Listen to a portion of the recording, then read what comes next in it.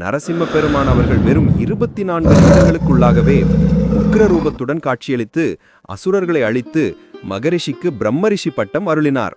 இரண்டாவதாக, சப்தரிஷிகள் தவம் செய்தபோது துன்புறுத்திய அசுரர்களை அழிக்க ஸ்ரீ நரசிம்ம பெருமானின் அருளால் சங்கு சக்கரத்தை ஆஞ்சநேயர் சுவாமி பெற்று அந்த அசுரர்களை அழித்தார். அதனால்தான் அவர் சங்கு சக்கரத்துடன் காட்சியளிக்கிறார். ஆஞ்சநேய பெருமான் அவர்களின் கண்கள் பெரிய மலையில் வீற்றிருக்கும் யோக நரசிம்மரின் திருவடிகளை நோக்கியபடி அமைந்திருப்பது ஒரு தனிச்சிறப்பாகும். ஷோலிங்கர் ஆலயத்தின் மிக முக்கியமான மற்றும் மிகப்பெரிய அதிசயம் இதுதான். வருடத்தின் 11 மாதங்கள் யோக நிலையில் கண்மூடி அருள்பாலிக்கும் ஸ்ரீ யோக நரசிம்மர் சுவாமி அவர்கள் கார்த்திகை மாதத்தில் மட்டும் பக்தர்களுக்காக கண் திறந்து அருள் புரிகிறார். குறிப்பாக கார்த்திகை ஞாயிற்றுக்கிழமைகளில் இந்த தரிசனம் மிகவும் விசேஷமானது. இந்த நேரத்தில் அவரை தரிசித்தால் நம் கஷ்டங்கள் யாவும் நீங்கி நினைத்த காரியங்கள் நிச்சயம் கைகூடும். சனி தோஷம் போன்ற தோஷங்களும் விலகும் என்பது